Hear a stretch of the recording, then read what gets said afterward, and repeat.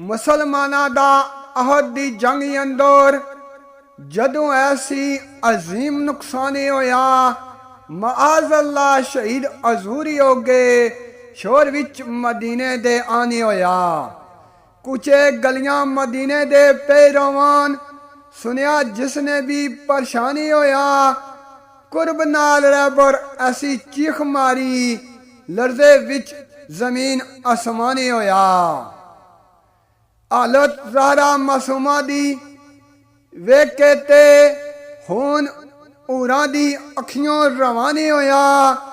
तरफे पे मुहम्मद दी शहला दी डाडा हाल जिसते नईम जाने होया। लर्जा आ गया अर्शे अजीम ताई, बरपा अशर सईम आन फानी होया। लर्जा आ गया अर्शे अजीम ताई, बरपा अशर सईम आन फानी होया।